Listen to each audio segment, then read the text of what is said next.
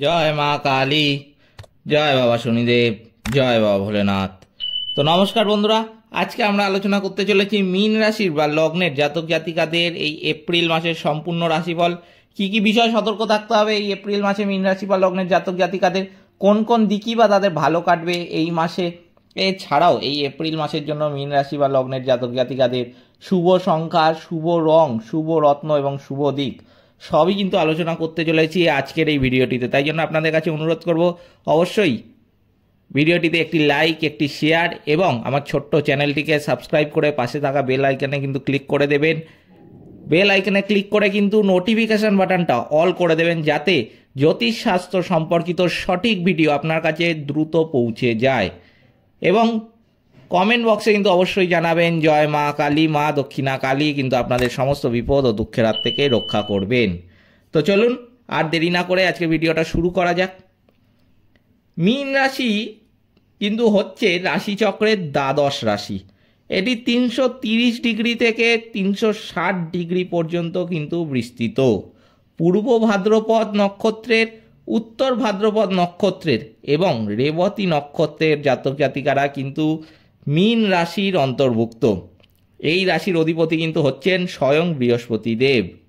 এবার চলুন জেনে নেওয়া যাক যে গ্রহদের গোচর কোথায়, গ্রহরা কোন অবস্থায় রয়েছে এই মাসে। যেটা দেখা যাচ্ছে, ষষ্ঠ ঘরের অধিপতি রবি 14/4/2025 সোমবার মীন রাশি থেকে মেষ রাশিতে কিন্তু পরিবর্তিত হচ্ছে। চতুর্থ এবং সপ্তম ঘরের অধিপতি বুধ এই মাসে মীন রাশিতে কিন্তু তার সঞ্চার অব্যাহত রাখছে। এখানে মাথায় রাখতে হবে বুধ কিন্তু হচ্ছে নিচস্থ। তৃতীয় এবং অষ্টম ঘরের অধিপতি শুক্র এই মাসে মীন রাশিতে তার সঞ্চার কিন্তু অব্যাহত রাখছে। শুক্র কিন্তু এখানে উচ্চস্থ। দ্বিতীয় এবং নবম ঘরের অধিপতি মঙ্গল 3/4/2025 বৃহস্পতিবার মিথুন রাশি থেকে কিন্তু কর্কট রাশিতে পরিবর্তিত হচ্ছে। এখানে মাথায় রাখতে হবে মঙ্গলও কিন্তু নিচস্থ। প্রথম এবং দশম ঘরের অধিপতি বৃহস্পতি এই মাসে বৃষ রাশিতে কিন্তু তার সঞ্চার অব্যাহত রাখছে, যেটা সবচেয়ে গুরুত্বপূর্ণ। একাদশ এবং দ্বাদশ ঘরের অধিপতি শনি এই মাসে মীন রাশিতে তার সঞ্চার কিন্তু অব্যাহত রাখছে। রাহু কিন্তু এই মাসে যেটা দেখা যাচ্ছে মীন রাশিতে তার সঞ্চার অব্যাহত রাখছে। কেতু কিন্তু এই মাসে কন্যা রাশিতে তার সঞ্চার অব্যাহত রাখছে।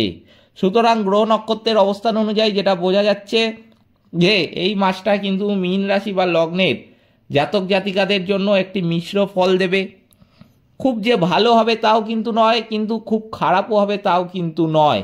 তবে এইটুকখানি বলতে পারি, আগের মাসগুলির তুলনায় কিন্তু এই মাসে যথেষ্ট উন্নতি কিন্তু লাভ করতে পারবেন।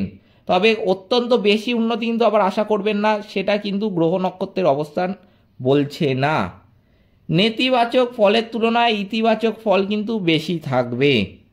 পেশাগতভাবে আপনার কিছুটা সাধারণ সময় কিন্তু থাকবে, কারণ ঊর্ধ্বতন কর্মকর্তাদের কাছ থেকে সমর্থন থাকবে না এবং তাদের সাথে কিছু ভুল বোঝাবুঝিও কিন্তু হবে এই মাসে। তাই জন্য আপনাকে সতর্ক থাকতে হবে, বিশেষ করে আপনার কথাবার্তার উপর কিন্তু আপনাকে নিয়ন্ত্রণ রাখতে হবে। কথা কিন্তু খুব মেপে বলবেন, কথা কিন্তু খুব বুঝে বলবেন। কারোর সাথে কোনো বাজে কথা বলতে যাবেন না, কোনো গালিগালাজ বা অশ্রাব্য ভাষা কিন্তু কারোর সাথে কথা বলবেন না। খুব মেপে কিন্তু কথা বলবেন। আপনারা যদি এমন হন যে অচেনা মানুষের সঙ্গে সহজেই কথা বলতে ভালোবাসেন, অচেনা মানুষ দেখলে সহজেই তার সাথে বন্ধুত্বও পাতিয়ে নিতে পারেন কথার মাধ্যমে, আমি কিন্তু বলবো যে এই মাসে অতটা শুভ কিন্তু নয়। কথা বেশি কিন্তু সেরকম কারোর সাথে বলতে যাবেন না, কারণ এই কথার মাধ্যম দিয়েই কিন্তু কিছু একটা খারাপ কথা আপনারই মুখ দিয়ে বেরিয়ে যাবে এই গ্রহ নক্ষত্রের অবস্থানের ফলে। খুবই সহজ সরল ভাষায় কিন্তু আমি কথাগুলো বোঝাচ্ছি আপনাদের কিন্তু সেই জন্য সতর্ক থাকতে হবে।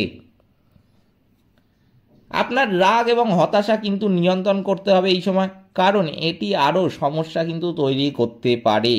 অন্য সহকর্মীদের কাজে হস্তক্ষেপ কিন্তু একদমই করতে যাবেন না, নিজের কাজ নিয়ে কিন্তু থাকবেন। বিশেষ করে এই কথাটি কিন্তু আমি বলছি যে যেই সমস্ত মীন রাশি বা লগ্নের জাতক জাতিকারা প্রাইভেট ক্ষেত্রে কাজ করেন, আমি কিন্তু তাদের উদ্দেশ্যে এই কথাটা বলছি যে অনেকেই আছেন যে নিজের কাজ ছেড়ে বড্ড অপরের কাজে নাক গলান, অপরের কাজ নিয়ে মাতামাতি করছেন। নিজের কাজটা নিজে করুন, আপনাকে অপরের কাজ দেখতে হবে না। আপনার যেই কাজ করছেন মাথায় রাখবেন সেটা কিন্তু প্রতি পদক্ষেপে শনিদেব লক্ষ্য রাখছেন। তাই জন্য নিজে যেটা করছেন নিজেরটা নিয়েই থাকুন, অন্যের কাজে মাথা গলাতে যাবেন না।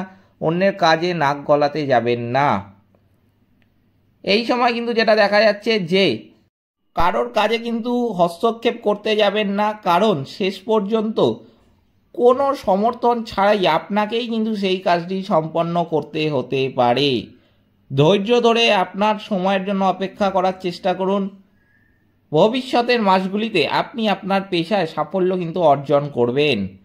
শনি প্রথম ঘরের সঞ্চার করার কারণে প্রতিটি কাজে কিন্তু বাধা আসতে পারে, তাই সাফল্য অর্জনের জন্য আপনাকে কিন্তু এই সময় কঠোর পরিশ্রম করতে হবে।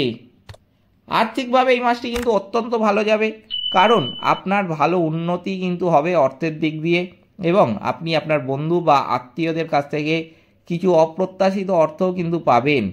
এই মাসের তৃতীয় বা চতুর্থ সপ্তাহে ভ্রমণ নির্দেশিত হচ্ছে। এই মাসের শুরুতে খরচ পরিচালনার জন্য আপনাকে আপনার বন্ধু বা আত্মীয়দের কাছ থেকে টাকা ধার করতে হতে পারে। পরে এই মাসে আপনার ভালো কিন্তু আয়ও হবে। বিনিয়োগের জন্য কিন্তু এই মাসটা একদমই ভালো নয়, তাই জন্য যে সমস্ত এই রাশি বা লগ্নের জাতক জাতিকারা ভাবছিলেন যে এই মাসে বিনিয়োগ করবেন কোনো ক্ষেত্রে, কোনো অফিসে, কোনো সংস্থায় বা কোনো কারোর কাছে, আমি বলবো যে কোনো টাকা বিনিয়োগ, কোনো ব্যবসা ক্ষেত্রেও হতে পারে, সেটা যে বিনিয়োগ করবেন বলে ভেবেছিলেন, একদমই কিন্তু আমি বলবো যে বিনিয়োগ করতে যাবেন না। স্বাস্থ্যের দিক দিয়েও কিন্তু যেটা দেখা যাচ্ছে এই মাসটি স্বাভাবিক থাকবে।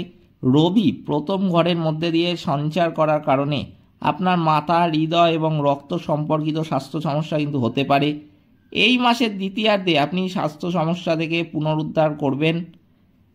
আপনি ত্বক, স্নায়ু এবং অন্যান্য স্বাস্থ্য সম্পর্কিত সমস্যাতেও কিন্তু ভুগতে পারেন। অতিরিক্ত মানসিক চাপ কিন্তু এড়াতে চেষ্টা করবেন, যেই মানসিক চাপ কিন্তু আপনাকে অত্যন্ত বিপদে ফেলবে আগামী দিনে। তাই জন্য কিন্তু আমি বলবো মানসিক চাপ কাটিয়ে উঠতে যোগ বা প্রাণায়াম করবেন। পারিবারিক দিক থেকে আপনার জীবনসঙ্গীর সাথে কিছু ঝগড়া বা ভুল বোঝাবুঝি কিন্তু হবে। রবির সঞ্চার আপনাকে আক্রমণাত্মক এবং একগুঁয়ে করে তুলতে পারে, ফলে আপনার পরিবারের সদস্যদের সাথে কিছু কিন্তু সমস্যাও হতে দেখা যাচ্ছে। এই সমস্যা কাটিয়ে উঠতে ধৈর্য ধরতে এবং কম কথা বলতে কিন্তু হবে। এই মাসের দ্বিতীয়ার্ধে আপনার জীবনসঙ্গীর কিছু স্বাস্থ্য সমস্যা কিন্তু হতে পারে। যে সমস্ত এই রাশি বা লগ্নের জাতক জাতিকারা ব্যবসায় আছেন তাদের জন্য কিন্তু আমি বলবো এই মাসে আর্থিক উন্নতি যথেষ্ট পরিমাণে লক্ষ্য করা যাচ্ছে। আপনি যদি অর্থ বিনিয়োগ করতে চান তবে তৃতীয় সপ্তাহ পর্যন্ত অপেক্ষা করা ভালো। তবে আমি বলবো যে খুবই কম পরিমাণে অর্থ বিনিয়োগ করবেন যদি অর্থ বিনিয়োগ করার হয়, আর যদি একদমই করতে না পারেন, মানে দরকার না লাগে, এমার্জেন্সি ছাড়া, আমি বলবো যে যদি আপনার মনে হয় যে এটা এমার্জেন্সি নয়, এই মুহূর্তে বিনিয়োগ করাটা যাবে না বা বিনিয়োগ করবেন না আপনি, আমি বলবো একদমই কিন্তু ঠিক ডিসিশান নেবেন আপনি। আর যদি আপনি এমার্জেন্সি খুব কোনো কাজে বিনিয়োগ করলেন তাহলেও ঠিক আছে, কিন্তু যদি এমার্জেন্সি নয় আমি কিন্তু বলবো একদমই বিনিয়োগ করতে যাবেন না। এই কথাটা কিন্তু আমার মাথায় রাখবেন। অংশীদারি ব্যবসা শুরু করার জন্য এটি কিন্তু ভালো সময় নয়। যাদের অংশীদারি ব্যবসা আছে তাদের সঙ্গীর সাথে কিন্তু কিছু সমস্যা হতে পারে। শিক্ষার্থীদের জন্য কিন্তু এই সময়টা অত্যন্ত ভালো থাকবে। তারা পরীক্ষায় কাঙ্ক্ষিত ফল পাবে এবং কাঙ্ক্ষিত শিক্ষা প্রতিষ্ঠানেও কিন্তু ভর্তি হতে পারবে। বুধ এখানে কিন্তু নিচস্থ অবস্থানে রয়েছে, তাই জন্য আগ্রহ এবং মনোযোগের অভাব সৃষ্টি করতে পারে। তাই প্রথম 2 সপ্তাহে তাদের পড়াশোনার বিষয়ে কিন্তু অত্যন্ত সতর্ক থাকতে হবে। শেষ 2 সপ্তাহ তাদের জন্য কিন্তু অত্যন্ত ভালো কাটবে পড়াশোনার দিক থেকে। এবার আমি বলবো মীন রাশি বা লগ্নের জাতক জাতিকাদের এই এপ্রিল মাসের জন্য শুভ সংখ্যা, শুভ রং, শুভ দিক এবং শুভ রত্ন হলো কি কি। শুভ সংখ্যা কিন্তু হচ্ছে মীন রাশি বা লগ্নের জাতক জাতিকাদের জন্য 56, 56।